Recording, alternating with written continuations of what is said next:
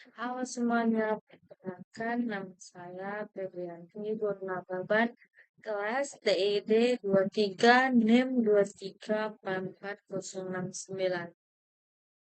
Selamat datang di video pembelajaran rekayasa perangkat. Pada video kali ini, kita akan membahas salah satu materi penting, yaitu software proses atau proses perangkat lunak. Proses perangkat lunak adalah sekumpulan aktivitas dan langkah sistematis yang digunakan untuk mengembangkan sebuah perangkat lunak, melalui dari ide, rancangan, pembuatan, sampai pemeliharaan. Pengertian software proses.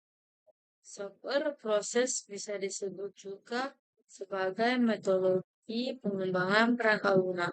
Tujuannya adalah agar proses pembuatan software menjadi terstruktur, terukur, dan dapat dikontrol.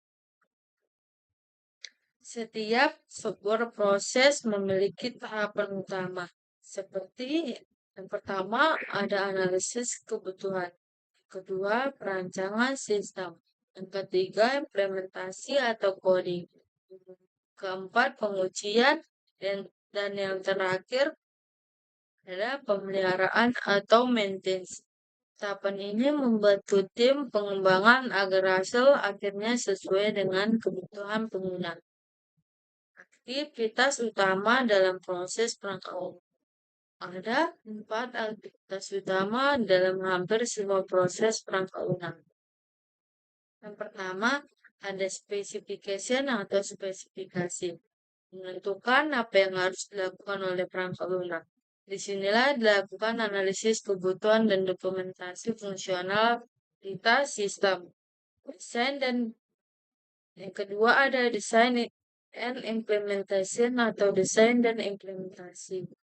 Desain arsitektur sistem dan menuliskan kode programnya. Yang ketiga ada validation atau validasi.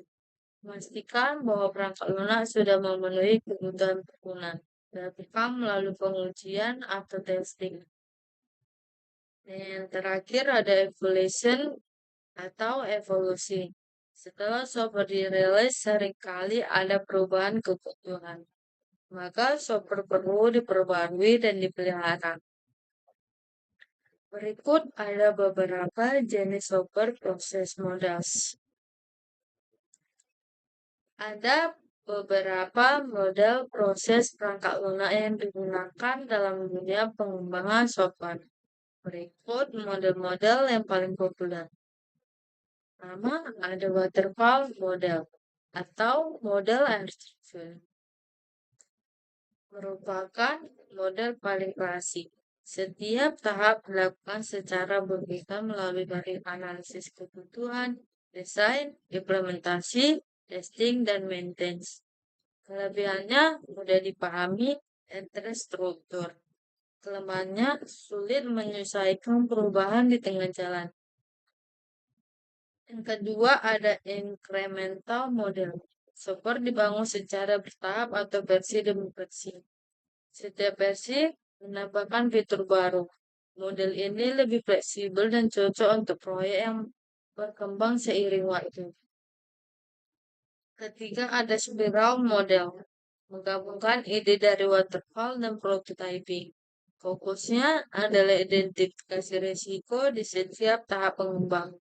Model ini sering digunakan untuk proyek besar dengan tingkat risiko tinggi. Dan yang keempat, ada agile model.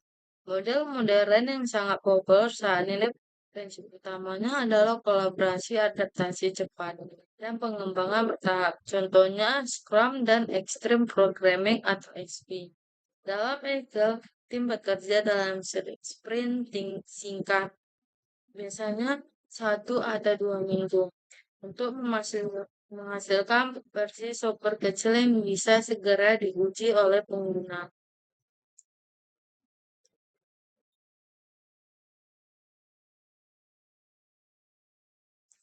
Pentingnya memelihara proses yang tepat.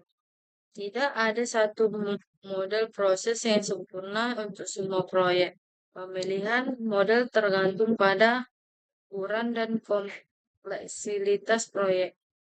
Kedua, ada anggaran dan waktu yang tersedia.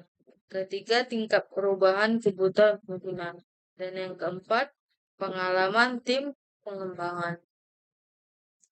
Dengan memilih proses yang tepat, pengembangan software bisa menjadi lebih efektif, efisien, menghasilkan produk kualitas tinggi.